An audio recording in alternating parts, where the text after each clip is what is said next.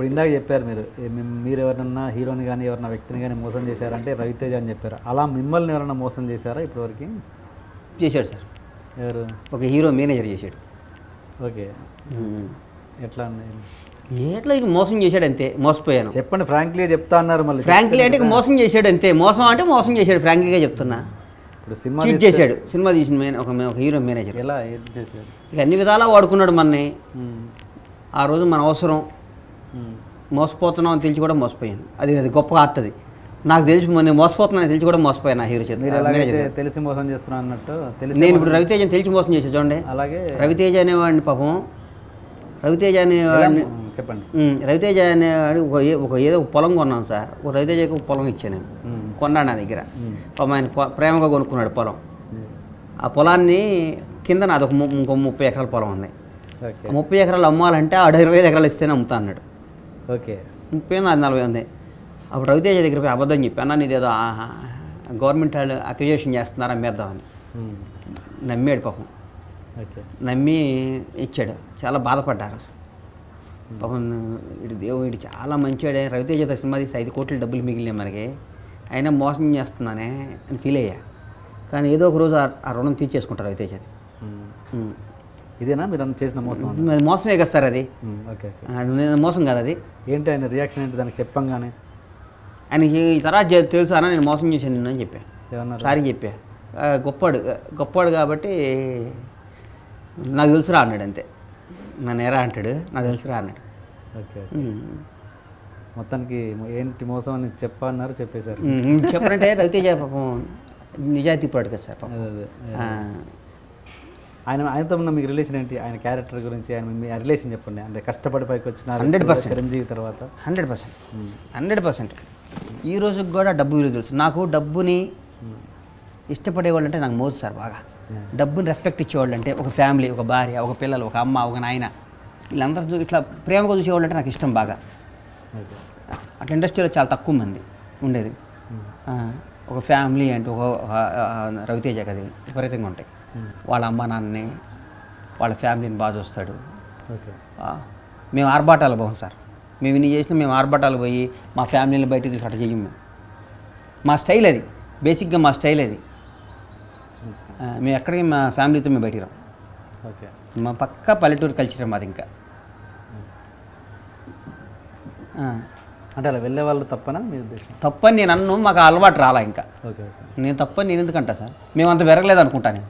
Okay, మాది ఇంకా అంత స్థాయి కాదేమో అని ఫీల్ అవుతాను నేను. నేను ఒకటి తప్పు ఒప్పులు చెప్తాను నేనే ఉంటాను సార్. బండ్ల గురించి మా వాళ్ళు అడిగితే అది రవితేజ వే ఆఫ్ లివింగ్. అదే భద్రత. రవితేజ ఏ స్కూటర్ మీద మోటార్ సైకిల్ మీద తిరిగే రవితేజ దగ్గర నుంచి ఇలా బెంజి కార్లో తిరిగే రవితేజ దాకా, ఇలా 100 కోట్లకు అధిపతి అయిన రవితేజ దాకా నాకు తెలుసు.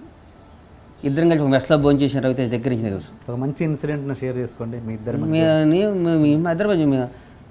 ముందు నుంచి మేము చిన్న చిన్న వేషాలు వేసేటప్పుడు మనసిచ్చి చూడు, మనసులో మాట, సింధూరం సినిమాలో కూడా నేను 4 రోజుల తర్వాత వచ్చాను అనుకో షూటింగ్కి వెళ్ళి. ఎన్ని తెలుసు నాకు. ఎందుకు వచ్చారు? అప్పుడు ఇది ఈవి సత్యనారాయణ గారి సినిమా వేషం వచ్చింది. ఓకే, నేను ప్రేమిస్తున్నాను సినిమా. ఈవిగా దాంట్లో పెద్ద వేషం లైఫ్ వస్తుందని వచ్చేది. ఏది? జడి చక్రవర్తి సినిమా. జడి చక్రవర్తి. నేను ప్రేమిస్తున్నాను. Okay, okay, okay.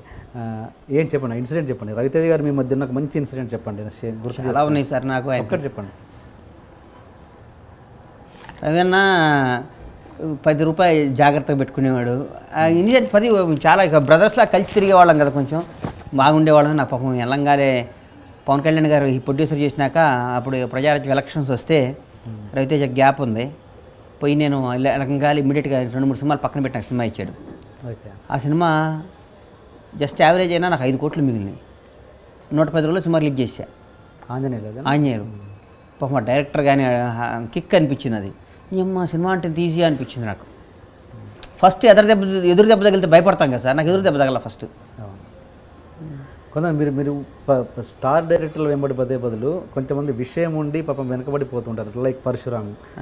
అలాంటి వాళ్ళని మళ్ళీ ఎందుకు లిఫ్ట్ ఇవ్వాలి? నేను ఇస్తాను. బొజ్జుకి సినిమా చేస్తానంటే అది గీతాడు సినిమా ఉందన్నా నేను చేస్తాను. అది టాలెంట్ ఉంది సార్. అదే నేను ఇక నుంచి కొత్త రైటర్లు పరిచయం చేస్తానని చెప్తున్నాగా మీకు. చూస్తున్న మన ఐ డ్రీమ్ వాళ్ళ ప్రేక్షకుల సాక్షిగా, టీఎన్ఆర్ సాక్షిగా, అందరికి చెప్తున్నా, కొత్త డైరెక్టర్ని పరిచయం చేస్తా, చిన్న సినిమాలు తీస్తా, వెల్ గుడ్. డౌటే లేదు ఇది. కొత్త నా మీద నా కనీసం నా బ్యానర్లో 10 మంది కొత్త డైరెక్టర్లు వస్తారు కనీసం. 10 మంది కొత్త డైరెక్టర్ లైఫ్ ఇస్తాను నేను.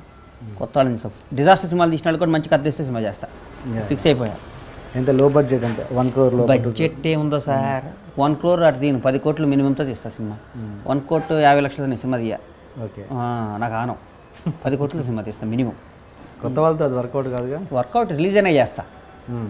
ఓకే సార్ నేను సినిమా చేస్తే ఆడియో ఫంక్షన్ నుంచి సినిమాని పైకి ఎట్లా లేపాలి నాకు బాగా తెలుసు సార్. ఓకే. నాకున్న టాలెంట్ అది. వన్స్ ఆడియో ఫంక్షన్ స్టార్ట్ అయినాక సినిమాని ఎట్లా పైకి తీసుకెళ్ళాలో నాకు బాగా తెలుసు. నా సినిమాని ఓపెనింగ్ సెట్ తెచ్చుకోవాలి నాకు బాగా తెలుసు. ఓకే. అండ్ ఇప్పుడు కొత్తగా వచ్చే మీరు ఇంత అనుభవం చూశారు, కొత్తగా వచ్చే ఇండస్ట్రీలకి సినిమాలు తీయాలి అనుకునే వచ్చే ప్రొడ్యూసర్లకి మీరు ఇచ్చే గైడెన్స్ ఏంటి? నేను గైడెన్స్లో ఇస్తా సార్. ఇస్తారండి మీరు మీ అనుభవంతో? నేను ఇవ్వలేను. నేను గైడెన్స్ నేను ఎందుకు ఇస్తా? గైడెన్స్ ఇస్తే నా తెలివిని ఇంకోటికి అప్పటి నేను ఎందుకు ఫ్రీగా అమ్ముతానా? నేనేమన్నా ఇది ఫ్రాంక్లీ ఆన్సర్. నేను ఎందుకు చెప్తా? నా బ్రెయిన్ నేను హీరోలు నెట్ కొట్టుకోవాలి, హీరోలు నెట్ సెట్ చేయాలి, నేను ఆలోచిస్తా. కానీ మరి ఇట చేసుకోవడం హీరోలు నేను ఎందుకు చెప్తా? నా వ్యాపారం సీక్రెట్ నేను ఇంకోటికి ఎందుకు చెప్తా? నేను చెప్పను అట్లా.